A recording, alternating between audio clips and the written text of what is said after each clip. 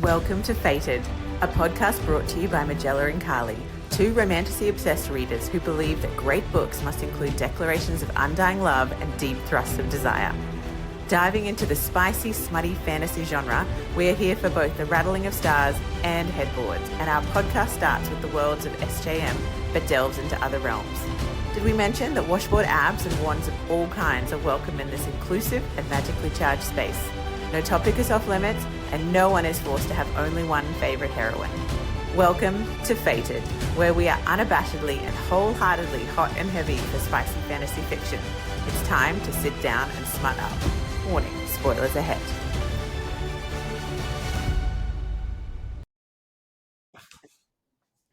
Hello and welcome to Fated the podcast. I'm Carly. And I'm Magella. And on today's episode, we are taking a deep dive into the second part of a 5-part series that involves dragons and fire and magic and betrayal and despair and heartbreak and like the spiciest, sexiest scenes I've ever read in a throne room on a throne. We are doing a deep dive into Iron Flame by Rebecca Yarros, which is following Fourth Wing. And it's pretty big. It's a very big book, so we may have to split this up into 2 parts. But before we dive into what happens, our favourite parts, the heartbreak, the twists, the turns, we're going to talk about what we're reading because, I mean, I'm interested, Carly, in what you're reading. And I'm sure our listeners clearly want to know what we're reading because they want to know if they've also read it. Okay, I've had a wonderful reading week. My children, who I don't think I've shared, I've got 2 boys, they're 9 and 11. They went away for nearly 3 whole days with their dad.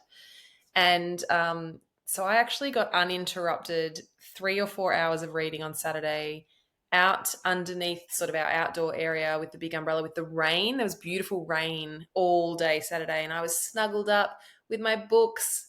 I was like, oh my God, this is magic. So I feel like I've had an absolutely luxurious reading week. And in that time, I got well into Heir of Fire, part of the Throne of Glass series. And I was so excited because Rowan has entered the room, the woods, the place, the realm. And I know Magella is a huge fan of Rowan. So I'm very excited to meet him. Currently, you know, he's gruff and awful and horrible to Selena's, but I know that obviously something is coming. So I got really well done into that. And then I also read like a really little light, fun, incredibly smutty romance novel as well, called Hopeless by Elsie Silver. So that was fun. We call them a palate cleanser. I needed something light after finishing this behemoth and diving back into Heir of Fire. So for me, I'm like, oh my gosh, I actually read a book in 3 days. So Hopeless is done. Tick. What about you? What have you read since I last saw you? A few. Just quickly though, is Helpless, does that have a blue cover? It's sort of I feel like somehow aqua, like an aqua blue. Yeah. I feel like I've seen a few TikToks about it recently, and I don't, because I'm not really into the romance. I have told Carly that I will. She's recommended a few just because, you know, she really enjoys them, and I don't want to be dogmatic in my genre diving, but it's hard to move away from romantasy currently. But I will try some romance. But I have seen, I feel like we discussed that, and suddenly on my TikTok there was these romance books popping up, and I was like, hey, I'm not quite ready. Let's just well, I mean, this you know, this is like we've talked about, you know, skimming, like just sort of skimming to get to the such hot, smutty scenes in a bathroom where he actually shaves her and then, like, you know, goes down on her, gives her an incredible, like, you go, I skip to those scenes, Magella. I kind of, the storyline in those kind of books for me are just I just skim. So that was great. I had a very fun week. Yeah. Great. Well, I mean, we all do love a bathroom scene.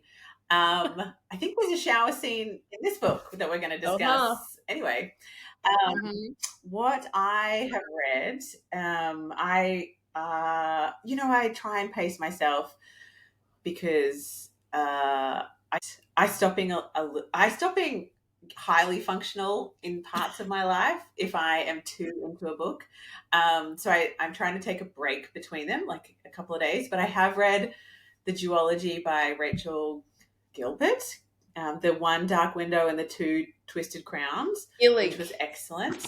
Really, Gillig, yes, Rachel Gillig. It was really good, and it's on the list, Carly's list, so that we can then do a deep dive into it because it Yes. is very cool. It's got a very unique magic system, which I really enjoyed, and I enjoyed the whole book so much, and only realized after I finished the first one that there wasn't. That it was like one chili spice, like very, but it was a lot of tension and romance.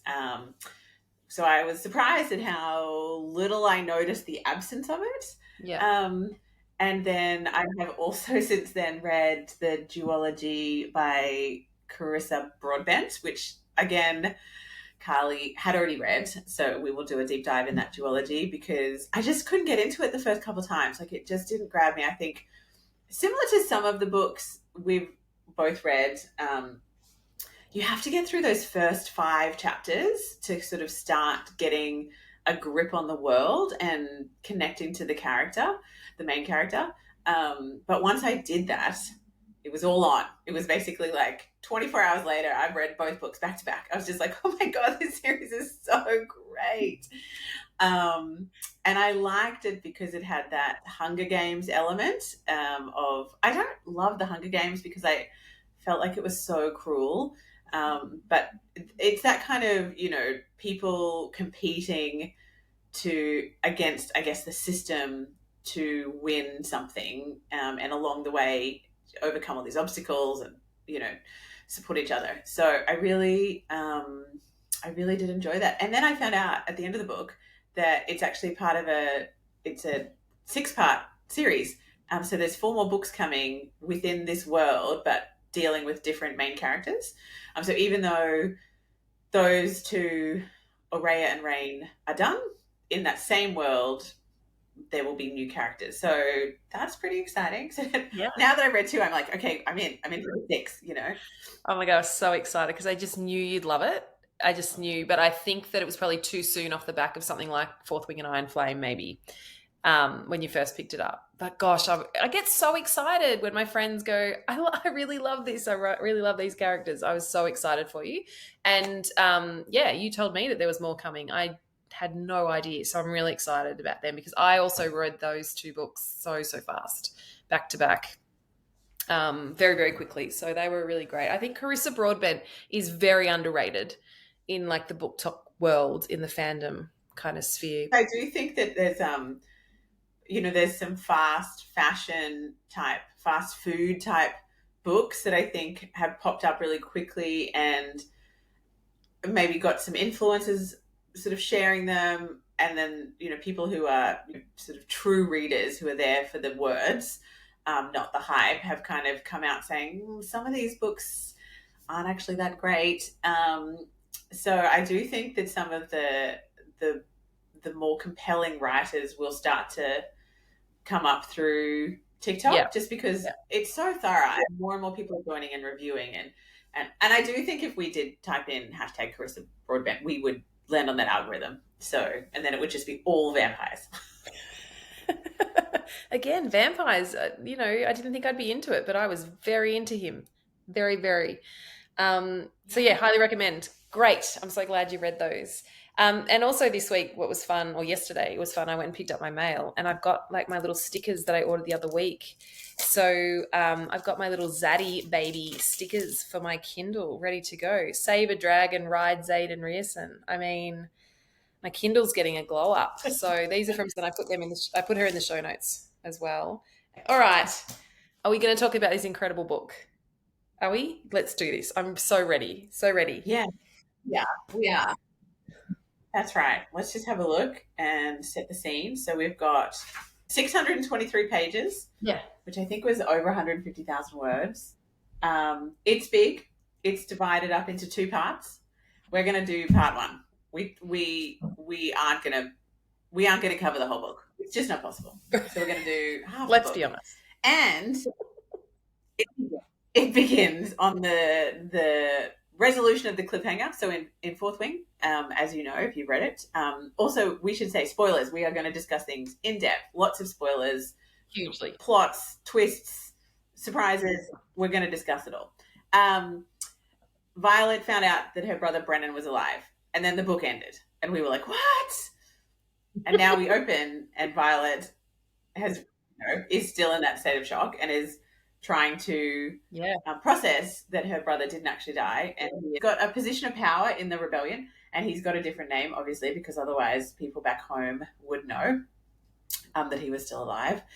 And everyone's just, well, not everyone, I guess Violet is just reeling from the fact that many things that she thought were true are not. And she has to, I guess, reimagine her truth and the history and what she's been told and who she can trust. So there's she is now grappling with major trust issues, which is a big theme through the first half of the book, especially. Yep. Especially. Oh, Lieutenant Colonel, is that what he is? So yes. So it opens with that. And then there's the whole revolution. So now they know that there's venom and that they're, oh my God, do they? Yes, that's what happened. I was just like, oh my God, when did they come in? So they know that there's venom and there's wine and there's the other, like the riders who are helping the Basquiat people. So the cadets are all here, all the cadets that were kind of sent away by Colonel Atos, which is Dane's father. So then we're not sure if Dane is in on the betrayal and knowingly sent Violet to her potential death, because he did say to her, "I'm going to miss you so much," which sounded cryptic. Now she's replaying it, going like, "Did he know?" I don't think she's realized. Has she realized at this stage that Dane touched her and saw her memories? Oh gosh, I think so. Or if not, Wing? Yeah, I think so. Or if not, very soon into Iron Flame. My gosh, this is why sometimes we need to reread, because between the books we can kind of lose track of what happened when. But yeah, I think so. I think there's this huge sense of everyone in her world has again betrayed her and not trusted her and set her up for a demise. It's a constant theme in her life. That's right, including Xaden. So Xaden knew all this. He knew that her brother was alive. So the person that she's trying to trust the most and who I guess she's the most invested in at this stage, she's given him her heart. And he keeps saying, you've got to trust me. You've got to trust me. And she's like, but when I have trusted you and so much of what you told me was a lie, or you don't tell me things, you omit things. So there's this kind of, there's a lot of tension in their relationship at this stage. Huge tension. And so much grief still, like she's lost Liam. She had been grieving her brother, but now that's like it's like her whole world has been really she again. She had a injury, remember, as well. She was stabbed in the fight, nearly died, and her brother, who's a healer or a mender, which one is he? He's a mender. He's a mender. Yeah. So he saves her life. Yeah. So pretty much, everything that could go wrong or be flipped on its head or be confusing, or everything has become very tumultuous at the end of Fourth Wing and going into Iron Flame. So there is, as you said, trust issues throughout the whole entire book. And we'll talk a little bit about that. Like, Xaden, there are reasons why Xaden has had to keep things from her, obviously. But yeah, my overall feeling throughout the book was that he was always doing that with good intent. That was always to protect his people and to protect her at times as well. So we start the Yes. book with Violet in this real space of fuck everyone, you've all betrayed me. I don't know what is real, I don't know what's truth, I don't know up from down, and my brother is now alive. And yeah, we've been sent to pretty much die. And so they have to go back to the college, right? They have to go back to Basgiath and pretend. Yes. And then they well, don't they want to go back and tell everyone, or is that later? That's Oh, that's later. later. Yeah. I was just going to say that I do feel like what you were saying about Xaden, I do feel like he's not written as morally grey. Like, I think he's very driven by loyalty and protection, and like, he may not, always do the right thing, but I feel like it's not like he doesn't seem to kill for pleasure. He's not vicious. And if he is, it's in that very protective role, and not just towards Violet, but for all of the rebellion children, or for people he would be like flying with. I feel like there's this, you know, kind of staunch kind of approach where he's Mm. like, I will do the right thing. I will step up. I will be the leader because I have to. So for the good of everyone, Yeah. like, because people who are evil are leading people over at Basquiat knowingly into a huge problem, because Yep. the head of the college, like Colonel Atos, and then there's someone above him, General Melgren. He's the yeah, General Melgren. Yes. Okay, So I mean, I feel like yeah, our readers, he's not as important, but it's important to ask because I feel like we've read he does have a pivotal role, and I'm like, yeah. what's that guy's name who's like the real powerful one? And this is why I really love people. There was someone on TikTok who actually has done like a Excel spreadsheet of all of the characters, color coded them with their, like, match them with their dragon, match them with their signet, because it is a lot. And especially Iron Flame, we get introduced to a lot of new characters, and riders and their griffins, and like there's so many names. And so towards the end, even though I've annotated and taken some notes, you're like, who, what, which one, where, what can they do? So I really do appreciate the people that do these incredible little spreadsheets, which you probably should have had up before we recorded.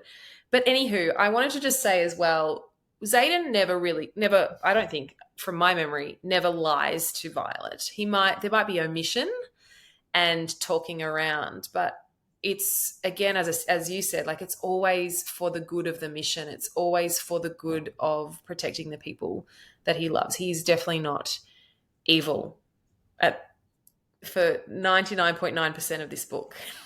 He's not evil. But yeah, And that's always. even then, Well, we will see. We will see in book 3 in a year's time. But when they return to Basgiath, they have to pretend like they didn't have this experience at the outpost, and because obviously, Melgren and then Varish, they and Atos, they want them gone.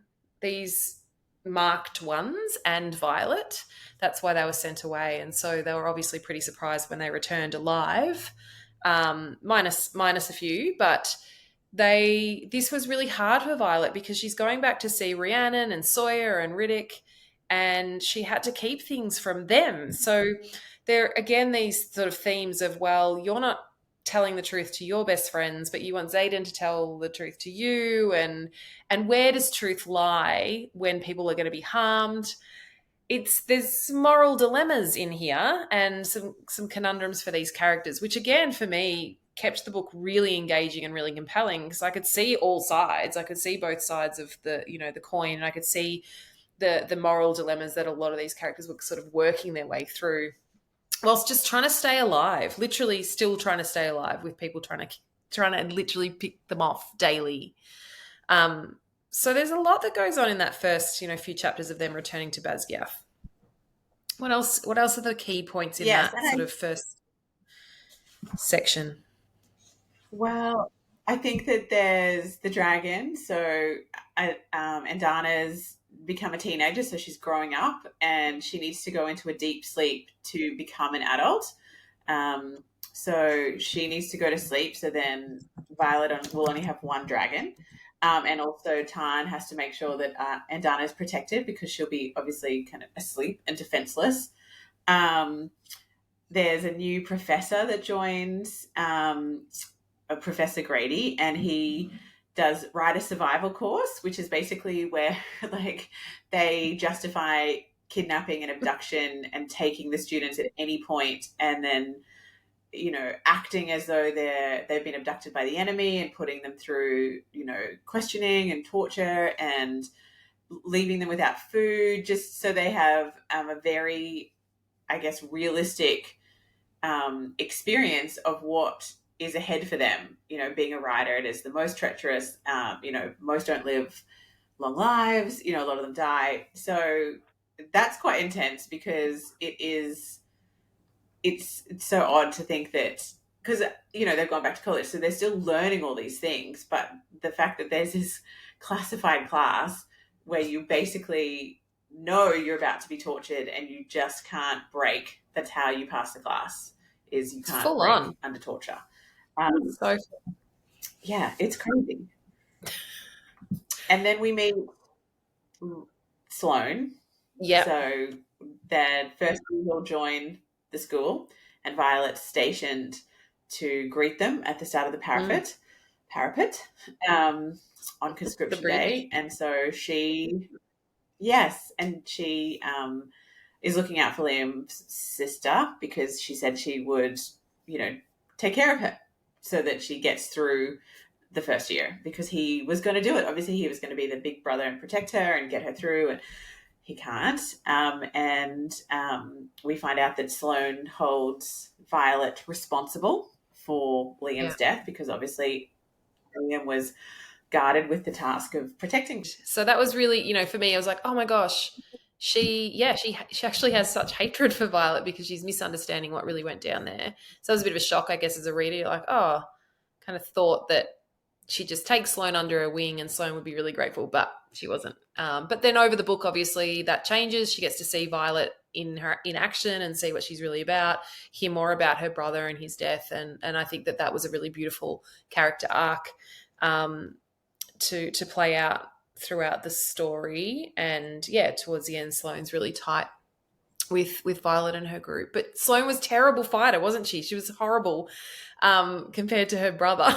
Terrible. So she needed a lot of training and a lot of help, but also didn't want it. So I really saw in Sloane that real kind of adolescent, no, I don't. I know everything and I don't need your help. And even though you're only a couple of years older than me and you're in the second year, yeah, you know nothing. So it's quite amazing that Sloane even survived, really. And then there was the fact that Xaden's been sent away, because now he is a fourth year. And so he's now been sent to an outpost.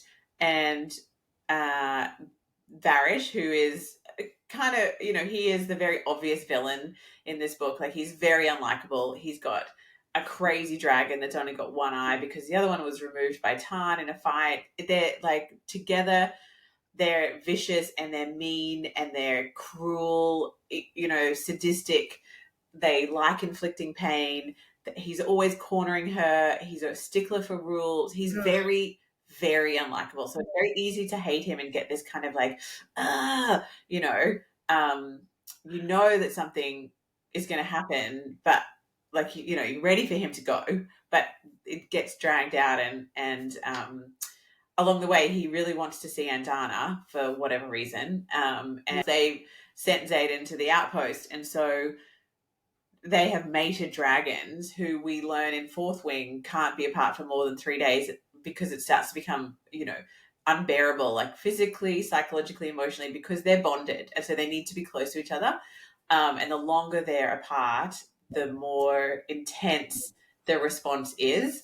And so, they've put Violet and Xaden and their dragons in this position of being constantly uncomfortable, having to make sure that they don't get stuck at the outpost, or that Violet doesn't somehow get punished and not be able to see, not get any visitor rights, or those kind of things. And it's so petty.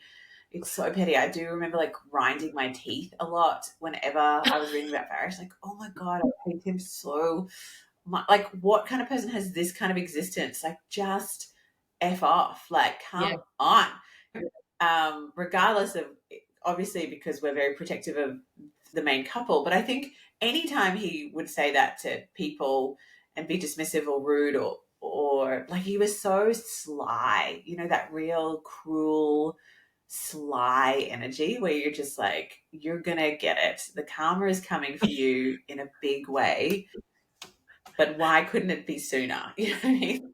He was cunning and he was using the codex, in a really creative way to try to catch Violet out. And he would meet her whenever she was off to, she was heading away for leave to go to Samsara to visit Xaden. He would always check her bags. So they were also very aware of, I think, the weapons potentially being smuggled out. Everything he would do was kind of, it still falls between, like, in the rules. It's a bit shady, but sort of still falls. But I'm going to make your life pretty much miserable. I'm going to keep you from the man you love. I'm going to keep your dragons apart. I want to see Andana. I'm going to punish you when she doesn't show up for training. So, yeah, he was an absolute slime ball. I think everyone cheered when he was killed. Yeah, there was no good in him. I just, there was no part of him, and I'm a bit of a bleeding heart. I can usually, find something to like in a character or understand them. No, Varish, I was very, very, very happy when he died. So I feel so mean saying that. It's a character. You know what other character came back that was also very evil that we really disliked and we thought we got rid of in Fourth Wing, but actually he didn't actually die in Fourth Wing, and he's come back in Iron Flame, and it's a little bit like, what? Why does he get to come back and not Liam? Like, at least bring them both back. If you're going to give us the terrible person that Jack Barlow is, we should have some balance and also get the beautiful soul that Liam is. That's fair. That's balanced writing. That's how it should be, And Come on, Rebecca. we just get Jack back, but we get Jack back in a weird way. Like, he's changed. He seems to have lost that spite and that kind of frenzied attack energy that he always had towards Violet, that very murderous. It's like he's almost become nullified in a way. And he says at one point, this is my second chance, almost like he's changed. So there is that whole thing throughout the book. Yes. Rebecca does really well at writing this. Like, is he or isn't he? And Violet always has this sense of, nah, there's something not right here and I'm still not going to trust him. But he literally saves her life at one point in the book. I can't remember if that's part 1 or part 2. But he saves her life. So there's also, again, you're just like, oh, maybe he has changed. But then why? Why has he changed? There's still this level of mistrust always with Jack. But how beautiful, we're talking about Liam not coming back. We do get him at some point in the book, and I think it was a really beautiful way that we got him. So I want to talk about that because I really loved and got quite emotional with that. So when Varish takes Violet and tortures her horrifically for 5 days while Xaden is away, of course, and I mean, he does end up coming, but like, he really takes advantage of Xaden being away and that him not knowing what's happening. But we have her at her worst, at her weakest, at her most broken, and yet, I mean, she's a strong little mother effer. Like, she's incredible because she doesn't break. She doesn't tell him what he wants to hear. She doesn't, betray her friends and what she knows about the revolution. She's so stoic whilst literally being beaten to death and tortured psychologically. But then we have beautiful Liam that comes, and whether it's in spirit, in energy, whether she's hallucinating, I don't know, but he's there. He's very present. He's talking to her. He's, I'm here. I'm not leaving you. You've got this. Don't break. Xaden's going to come. Hold strong. I just think that was such a beautiful way that Rebecca could bring him back into this story and have him still very present. How did you How did you feel about all that? Um, I mean, I think that we always knew that there was going to be a torture scene because it was leading up to that with the whole they're going to be abducted and tortured, and I was like, well, it's definitely going to be Barish, and it's going to be done in a really dodgy way. I do think that Xaden's going to come and save her, but you know, anything is possible. Um, it is really interesting because when Liam appears, that is one of the theories because Rebecca has said that Violet's second signet has been explained in Iron Flame. Like if you read through it, you'll work out what it is. So like one of the theories is that her second signet is that she can speak to the dead, or that she can sort of bring back the essence of the dead, like not raise the dead, but be able to communicate with their essence. And this is a good example of that if that's actually her signet. But it is also plausible that she would be hallucinating potentially and be calling in the one person that she has always trusted. Like there hasn't been that breach of trust with Liam. He was always there. He was there till the very end. He died for her. So if there was anyone that she could call on to be like, he is the person that I trust, that I love like a brother, that sacrificed everything for me, who wouldn't lie to me, it would be him. And the other thing that's really interesting, because there's a little bit of like backlash, because TikTok loves to, be very defensive of certain authors and are quick to claim plagiarism or like stealing ideas. But, a few people have said this scene is very reminiscent of a scene with Aelin and I can't say any more because you haven't got to that book yet. But it's interesting because there's something that happens with Aelin and someone with her, and Okay. people are like, "Oh my, it was just a rip of that chapter," and I was just like, and it's not at all. I don't think it's like it's really reaching to say that was taking the same idea, Okay. um, which I think can happen when people become very um, like territorial and defensive of their authors or the series they think are better than others. Like, there's definitely lots of people that don't like this book, that think it's badly written, that they think it's got huge plot holes, that it's way too young in the young adult, all these kind of things. And I just think we, you and I think we just don't focus on, I guess, the technical things as much as how the book makes us feel, take us on a journey. Do we connect to the characters? I think we have an episode coming up where we are going to talk about how much the writing, the quality of writing is important versus having a great plot.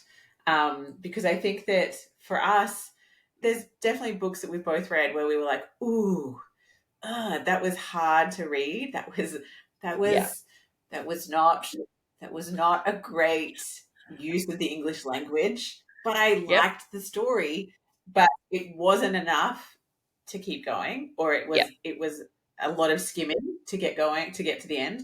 Whereas this book, I feel like I was so invested in the characters, every kind of new character that got introduced. So Sloane, and then there's Arik, who is the son of the king, but he's coming in under a different name. So only Violet works out who he is because of his eyes.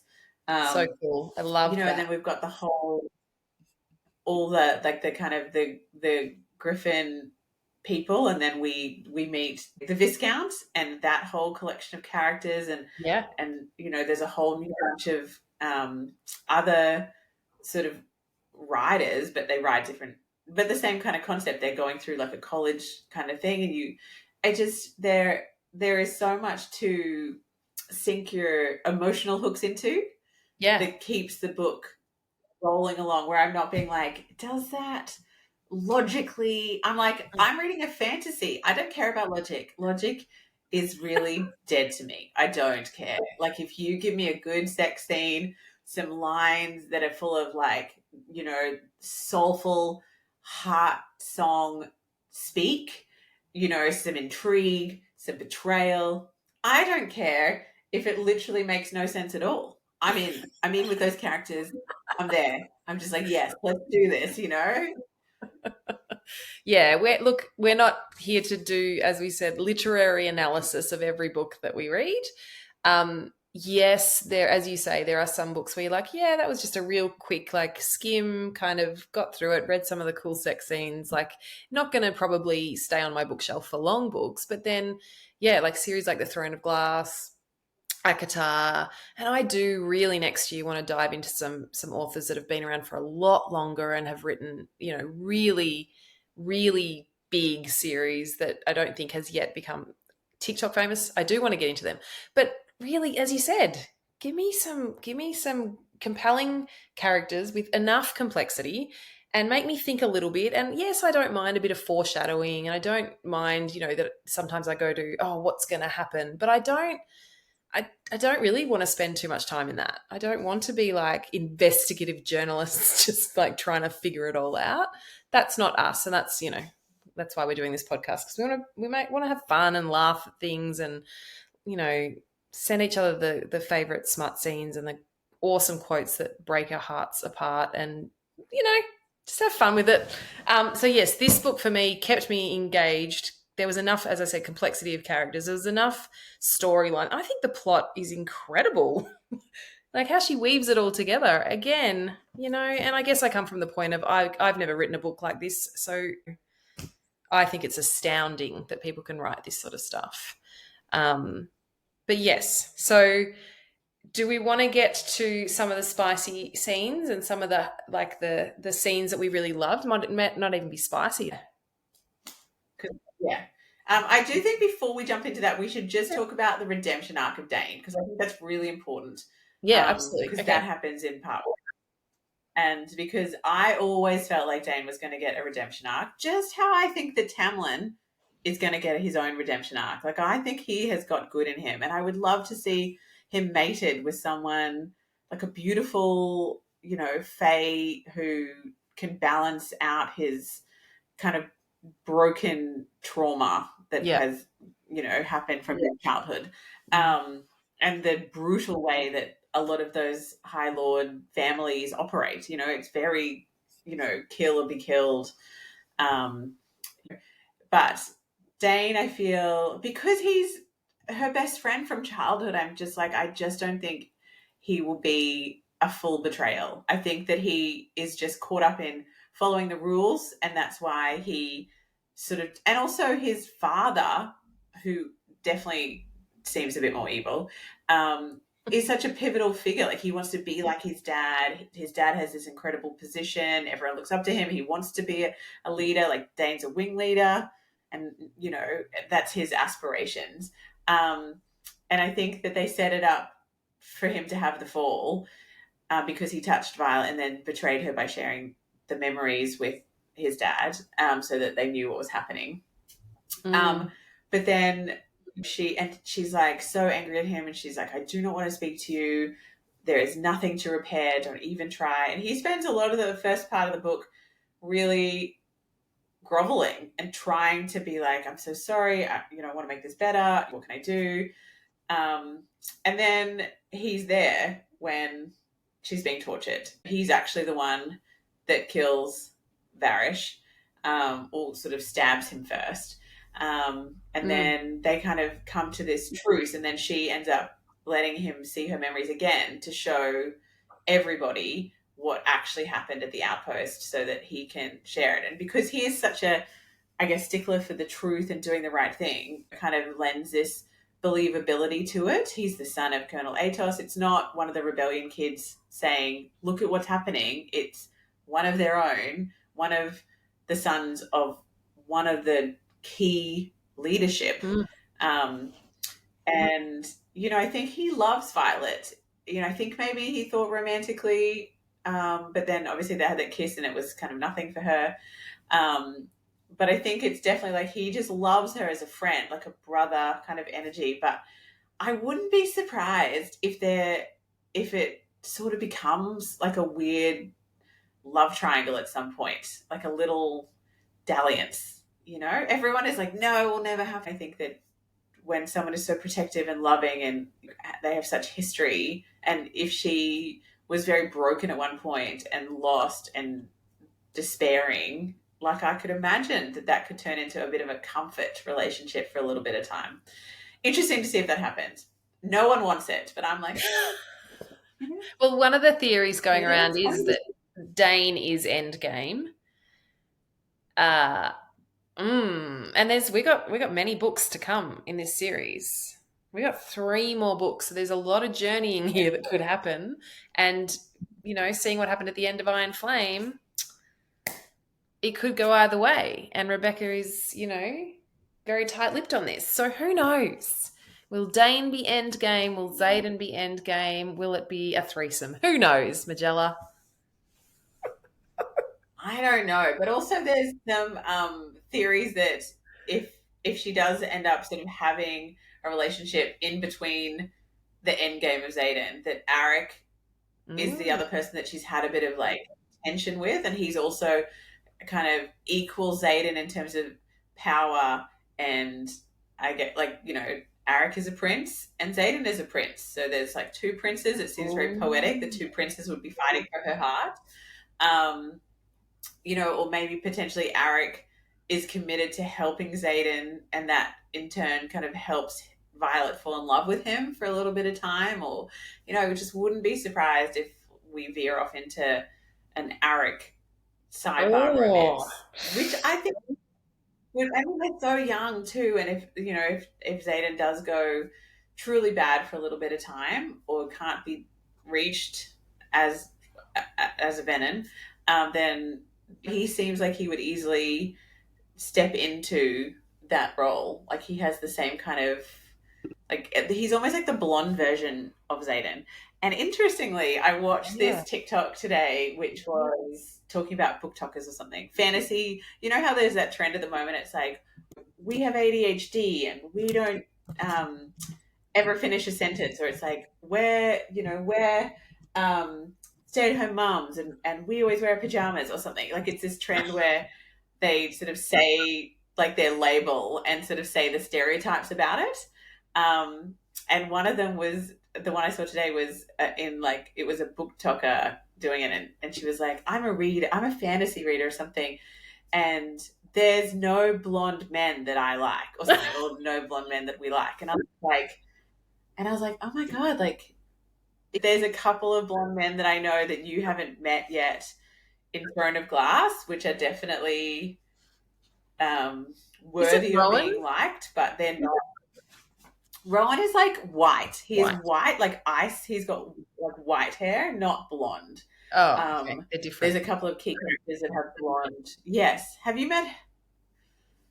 I think you must have by now. I don't know. Have you met her? I can't even say.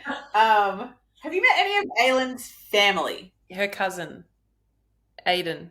Yes. Okay, great. So Aiden, he's got blonde hair, and then there's another one coming up that has blonde hair who I was like, and that's what I wrote in response to that video. I was like, no, what about blah, blah, we love him. But it was interesting because I was like, none of the brooding, sultry, we're all dark, kind of 7 foot tall vampires, fae, magic holders, shadow wielders. They're all dark hair. Yeah. There's not a lot of blonde characters. I love this tangent. Interesting. What is blonde hair? I mean, we should definitely do some kind of podcast talking about, hair and the descriptions of the hair, and would we like the character? Like, would you like Kale as much if he had like wavy blonde hair? Because I feel like it makes him seem less stern and less like, how could he be the leader of the guard if he's like, blonde ringlets? It just wouldn't work. I think the blonde doesn't give you enough gravitas. Like it's not manly enough. Isn't that interesting? It is interesting. I think we should put that as a poll. Yeah, like what blonde character do you love? Like, tell us. Like, who are we missing? Just looking at some of the books. All right. And I think that even in all those books, there's no blondes. Like, in One Okay. Dark Window, Two Twisted Crowns, and Rain has red hair. Um, But I mean, there's just not a lot of if blondes. we jump genres, like the Marvel movies, I mean, Thor is blonde and absolutely hot as. So, and long hair, long blonde hair. They're So, not unhinged enough. Thor is not unhinged enough. He's way too balanced. He's not, sort of dangerously territorial. He never goes feral. no, he's quite There's funny. no He's quite hissing. funny. You know, Yeah, he's okay. like Great kind of he's like character. the daddy, but He's like not like hilarious. the I daddy mean, said with intonation. He's like dad. He's like dad energy. well, the last movie I went to see with my boys, because they drag me along to Marvel movies now, I was happy to go because I knew that Thor was naked in that one. So I went to that movie. I was very excited about that scene, and it did not disappoint. Anyway, side tangent, hair color done. Poll at some point going up. Okay, so let's talk about Xaden though. Let's talk about Okay, how in wait. We this just have book. to talk about one last character. Wait, Okay. that got introduced that is pivotal in book one that we haven't discussed, and that's Catriona, because Oh, she does play a big part. She okay. is the daughter of the Viscount, um, and she is a Griffin rider, and her older Mhm. sister is, similar to Mira, has that very, kind of, she's a fighter, she's very ruthless and efficient, but gets things done. And then her sister is, kind of very pretty, but also seems to be very like sulky and has a bad attitude, and gives lots of snide remarks. And then we find out that she's Xaden's ex, and that they were betrothed by their two fathers, so Xaden's dad and the Viscount made a deal, and they were going to unite those two kingdoms or two areas, Yeah. provinces. What were they called? And it was, a marriage of convenience, but they did date for a year. And Xaden was like, I never loved her. It just didn't work. And she is very bitter about the breakup, but not because, and we find out, not because she yearns for Xaden as a man, as a person, she's not missing him, but she really wants the power that unified crown would give them, would give her specifically. So Mm. her and Violet, I just read like this little summary, which was like, um, Xaden takes Violet with him when he goes to bring more illegal weapons to the Griffins. They meet with Serena, who was there in the last book, and her sister Catriona, who turns out to be Xaden's ex. We hate her. Just like, that really just sums it up. I'm just like, yeah, that's exactly how I feel. And the line before this, which I think is like where we're going to go after this with our favorite scenes, but it's like, at Samsara, it's chaos, but both Mira and Xaden are alive. Xaden was healed by Amanda. Violet and Xaden then have sex in the shower. I mean, I was just like, I feel like it's so matter of fact and glosses over the fact that it's just this super hot scene. And it's literally the only spice in the first part of the book. Oh my God. What a scene. I did reread that a few times. That was hot as. I mean, Violet was hot, literally burning. And that's why he put her in the shower. But oh wow. Yeah, that was good. That got quite a few little pink markers in my book here. A favorite scene, and I thought that would be like the level of spice. That'd be the top level of spice we'd hit in this book. But of course, we have the throne scene later on as well. So Rebecca just really Have ups to. the ante. But yes, the I think shower it as scene. well, that scene was kind of hits a bit harder because we've come off the back of Fourth Wing, which, in the second half of the book is where they, have some really hot sex because they've, finally got together, and she's acknowledged that she actually is really into him, and, they've made the moves, and there's hot sex happening everywhere with, in their bedroom with the chest of drawers and all that kind of stuff.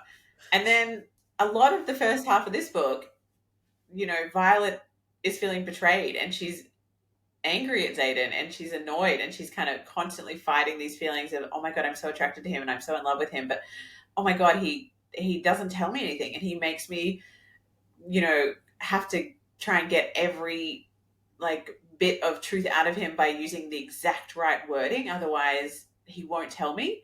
And so I think that really means that there's this like sort of angry, frustrated build up to that sex scene because it's like, Yeah. they obviously still want to be with each other, but there's, she's also just been injured. She's discovered her brother. There's torture happening at the school. Xaden's been sent away. Their dragons are grumpy and Anna's in a sleep. It's just Yeah. a lot. And she doesn't even have that comfort and release of, both being able to sleep with him in his room for the sort of that, oxytocin kind of effect. And she doesn't get to have the orgasms because she's on principle being like, no, I will only sleep with someone that I trust and who shares things with me. Until, And look, obviously she's like, I really don't want that. I changed my mind. absolutely, like totally jealous the whole way through, jealous thinking about him maybe pulling someone else into his room, totally wanting him, still the most beautiful man alive, and yet this internal war of, but I shouldn't. And I mean, we all just love a fuck it moment in these books, don't we? Where you're just like, come on, you two, you both want it, just do it. And they do. The shower scene is a real like, yes. And it delivered and it was fabulous. And also, but the thing is she couldn't even have space because she still had to pretend like she had to still actually go and see him as well so their dragons could do their thing as well. But there was still a lot of pretending, like, and having to work with him and still really believing in his mission. And, yeah, there's a lot going on for these 20-year-olds, 23-year-olds. It's crazy. But what I really, really love is that throughout the book, he just kept saying, but you do love me and we will be together. And he had this real solid belief in that and that we are destined to be together and we are fated and mated and all the things that happen in these fantasy books. Where she was this chaotic feminine all over the place, really confused, he stayed quite solid. Like, you love me and I'll get those words back from you at some point and we'll be together. So that was really hot. And there were so many little lines that I just loved around that where he just was like, no, my room has got wards on it. No one can hear what goes on in there, but it only allows you and me in, Violet. So don't be thinking that there's someone else. Don't be jealous about Kat. Because Kat, oh my gosh, like Kat on the sparring mat, the stuff she was saying to Violet. Oh, I know that's part two, but like there were so many moments where it drove her wild. And her energy was sparking up inside of her, literally, that electricity and that lightning. Yeah. I mean, I remember messaging you like really early in the book going, how is Xaden hotter in this book? How is he becoming even hotter? How is that possible? And just even, after the torture, his tenderness, like, I don't know where I can touch you, but I want to care for you. And really not just physically protecting her, but being very aware of her emotional state, her physical state, her psychological state, what was going on with her mum. I mean, we haven't even talked about that, but, when her mum came after the torture, that was a really huge scene that I loved when her mum was explaining, like, I would do anything to protect my kids, and I've done all of this to protect my kids. And Violet really trying to grapple with that because, the children of the marked ones, the children of the revolution, like, we didn't care about those children and you didn't care about their parents.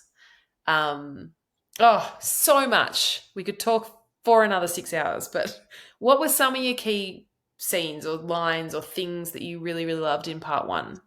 I really want to know.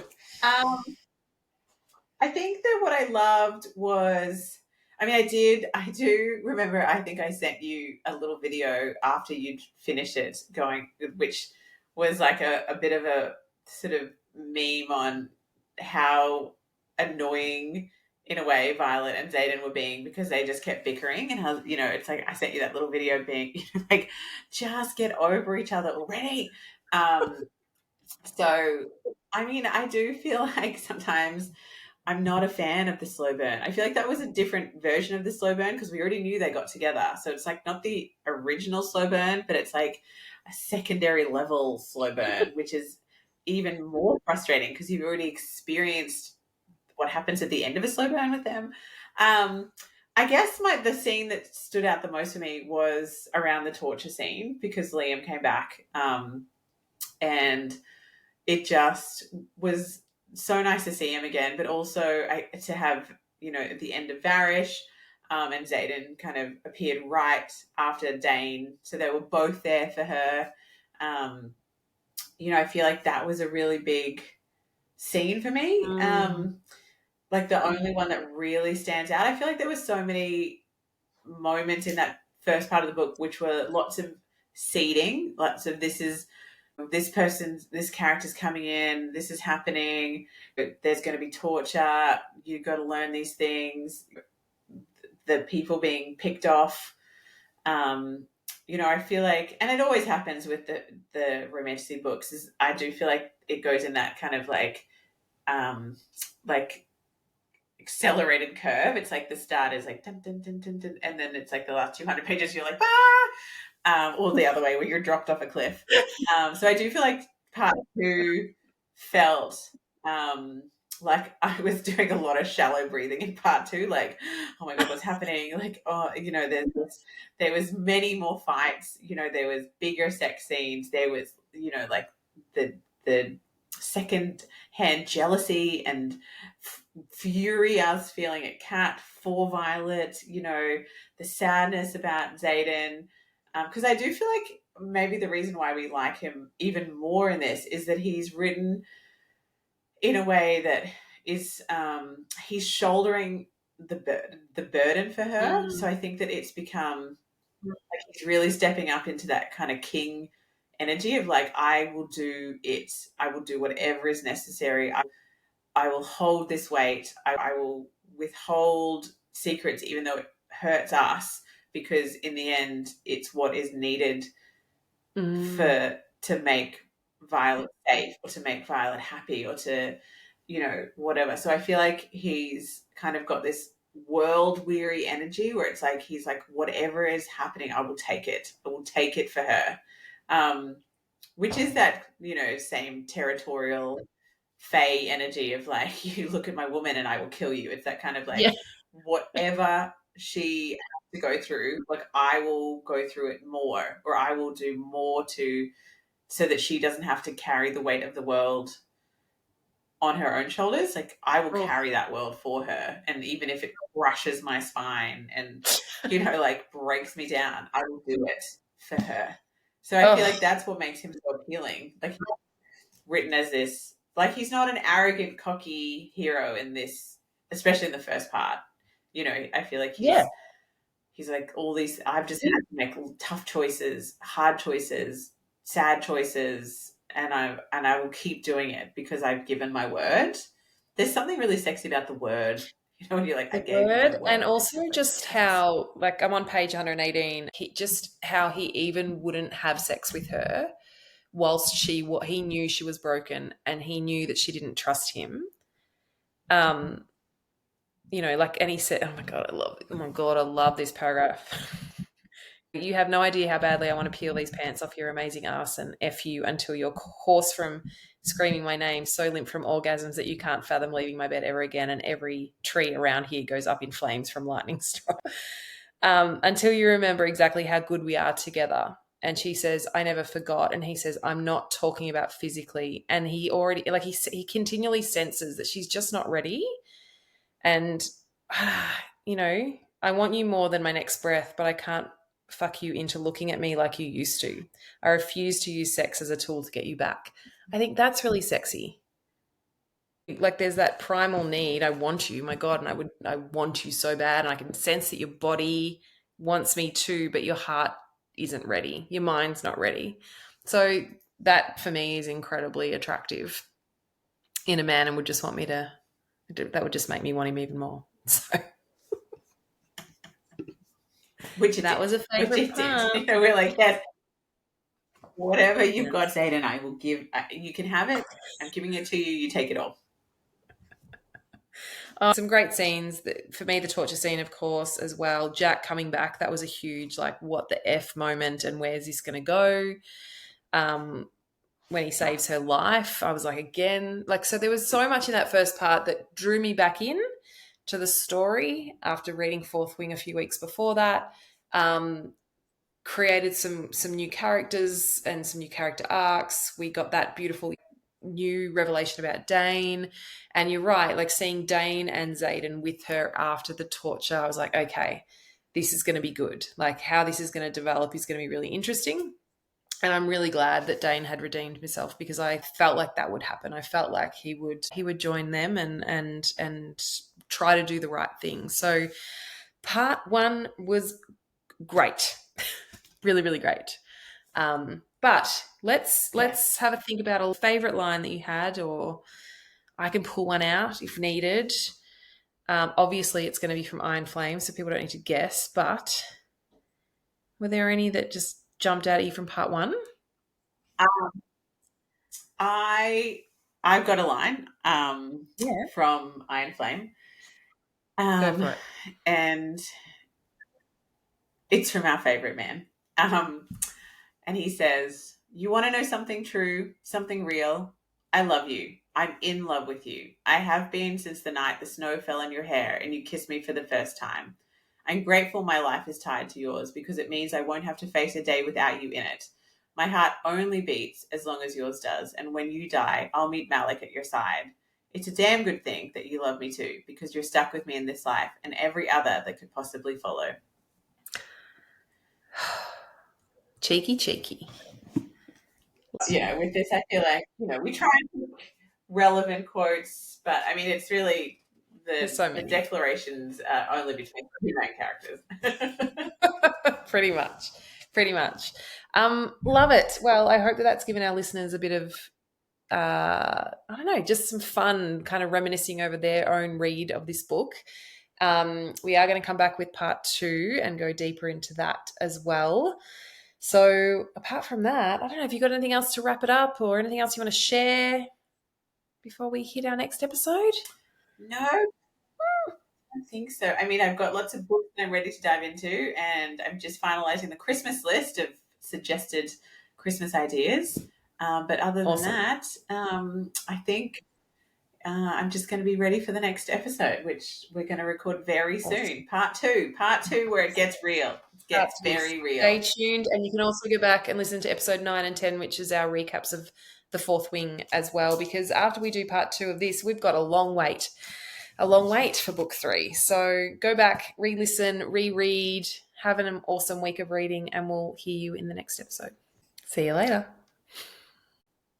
Thank you so much for listening. We hope that you felt like you were eavesdropping on a conversation that you have been dying to have with someone, to discuss all the tiny details and possible plot twists of the books that you've recently read.